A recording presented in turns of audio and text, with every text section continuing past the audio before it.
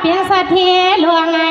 สิรินางขย้อนระยะขอสวดมาขอความมาและย้อนอุตสาหะปีสังเรื่องในซึ่งไอ้พวกเลยเปลี่ยนดีมือดีคือพวกพุ่งมือฮือขยันปียันวางมือยาวซึ่งไอ้พวกเลยเป็นดีมาดีดวงกะสู่เฮาก็สู่เฮา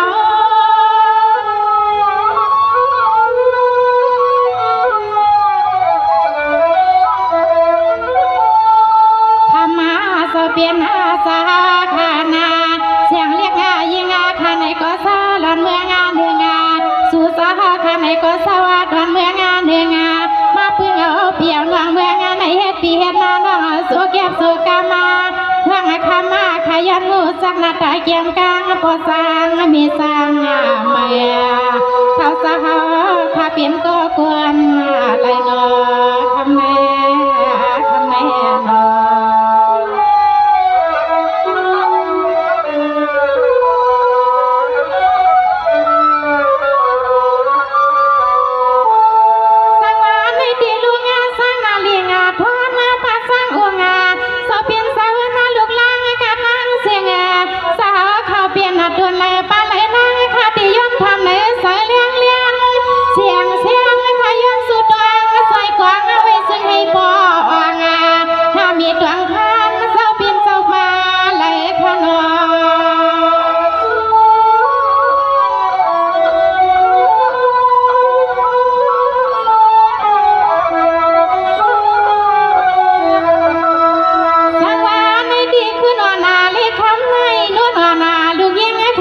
ไปเปลืองอุสักงาแผ่ในเดียงอุสักงาพอสร้างมีสร้างสะบ้างเสียงเฮาทางนี้มือคาลุนี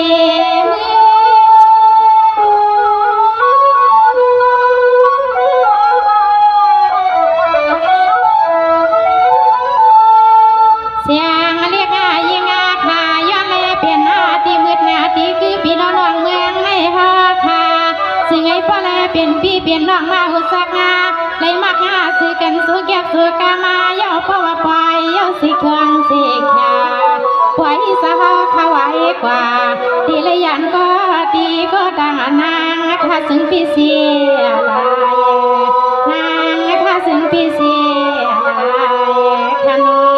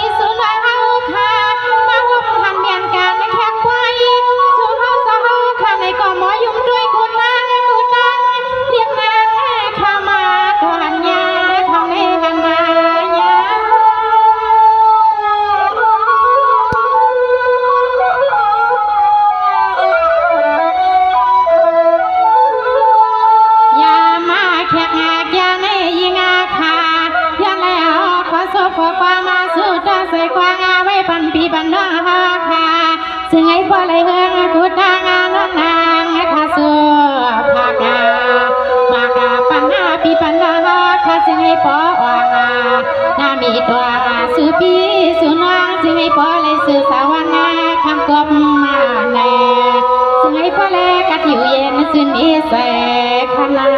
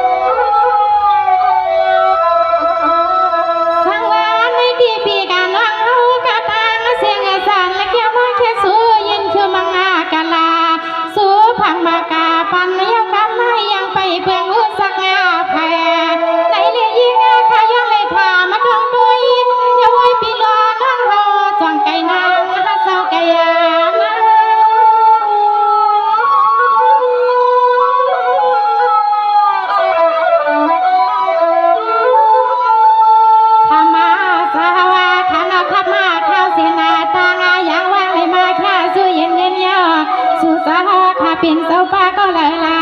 ยิงอาขายงูสักนาตายเกี่ยมกางพี่น้องแหงในสอนแค่นาสู่สาวข้าสองรถยกตังไม่ตังขี้เนื้อสู่สาวข้าควางพี่เด่นน้องมาเลยถั่วมาตัวกันในข้ามาสาวสองกัดนาสิเลดีข้าซ้อข้าซ้อน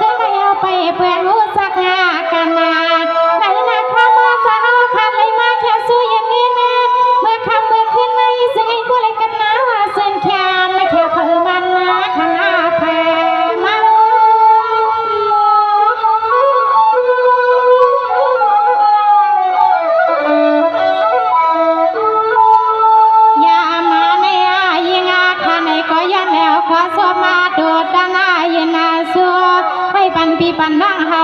คาตานนายา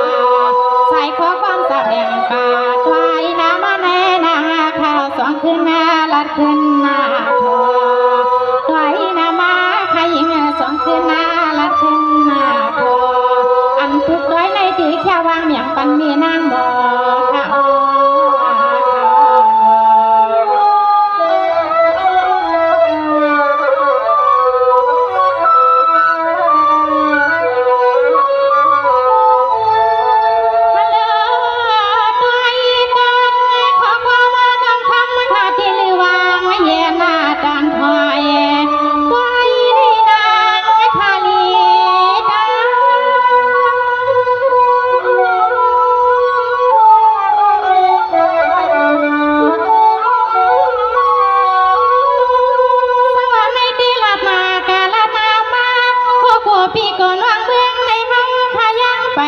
เปลี่ยนความมาใส่ข้อความมาเรียกคำว่าข้าก็หาซาพึกงาเสียหมวกงาใครปิง